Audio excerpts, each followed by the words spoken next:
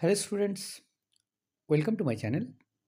আজ আমরা class 8 2026 first summative evaluation school number 15 Tamluk Hamilton high school এই স্কুলের সিন আনসিন এবং গ্রামারের সমাধান নিয়ে আলোচনা করব, যেটা রয়েছে পেজ 204 থেকে 206। আর ফার্স্ট সামেটিভ ক্লাস 8-এর এটাই হচ্ছে শেষ স্কুল। এর আগে বাকি 14খানা স্কুল সলভ করে দেওয়া হয়েছে, তোমরা দেখে নিও। আর তোমরা হচ্ছে প্লে লিস্টটা দেখে নেবে, সেখানে তোমরা সমস্ত স্কুলগুলোর সমাধান পেয়ে যাবে। প্রথম প্রশ্ন যেটা রয়েছে, এটা উইন্ড ক্যাপ থেকে নেওয়া হয়েছে।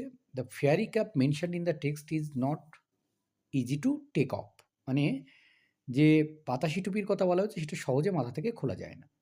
Johns cap came off his head after falling into the sea, মানে টুপিটা জনের মাথা থেকে বেরিয়ে এসেছিল যখন জন সমুদ্রের জলে পড়ে গিয়েছিল। The storm was mainly caused by, ঝড়টা সৃষ্টি হয়েছিল প্রধানত জনের জন্যে, John. The wind called up by the cap spun the ship 3 times, আর এই তার 3বার হচ্ছে ক্যাপটা মোচড়ানোর জন্য 3বার কিন্তু বাতাস মানে 3বার মোচড় দিয়েছিল আর কি।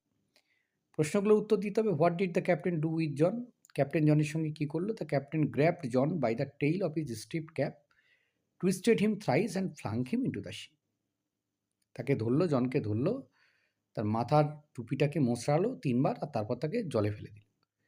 Do you think John and the cap were inseparably why, মানে তুমি কি মনে করো যে জন আর তার হচ্ছে যে টুপিটা ছিল সেটা আলাদা করা অসম্ভব? কেন?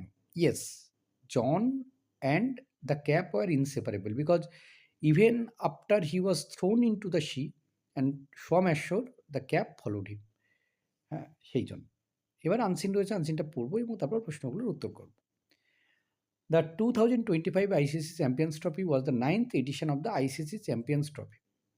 2025-এর আইসিসি চ্যাম্পিয়ন্স ট্রফি হলো এটা 9তম এডিশন আইসিসি চ্যাম্পিয়ন্স ট্রফির। It was hosted by Pakistan cricket board from February 19 to March 9, 2025।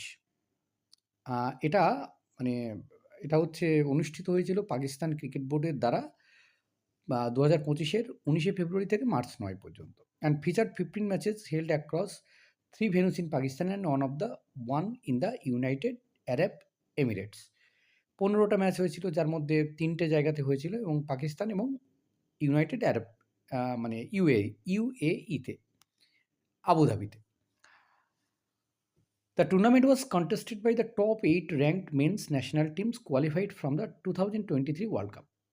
এই টুর্নামেন্টে এখানে কিন্তু যে 8খানা দল তারা হচ্ছে অংশগ্রহণ করেছিল 2023-এর ওয়ার্ল্ড কাপে। Afghanistan made their debut appearance in the tournament, Afghanistan প্রথম এখানে তাদের হচ্ছে এই টুর্নামেন্টে অংশগ্রহণ করে। Pakistan was the defending champion and was eliminated in the group stage. আর পাকিস্তান হচ্ছে তারা শেষবারের চ্যাম্পিয়ন ছিল, যারা কিনা একবার গ্রুপ স্টেজেই বিদায় নিয়েছিল। India became the champions by defeating New Zealand in the final and also become the first team to win 3 champions trophy titles. India হচ্ছে নিউজিল্যান্ডকে পরাস্ত করে তারা first team to 3 champions trophy titles, তার 3টে চ্যাম্পিয়ন্স ট্রফি কিন্তু যেটা নিউজিল্যান্ডকে হচ্ছে তোমার হারিয়ে। এবং এখানে খুব এটা যখন আমি পড়ছি তখন খুব একটা ইন্টারেস্টিং ঘটনা বর্তমানে চলছে। তোমরা জানো যে টি20 ওয়ার্ল্ড কাপ চলছে 2026-এ এবং সেখানেও ফাইনাল হতে চলেছে।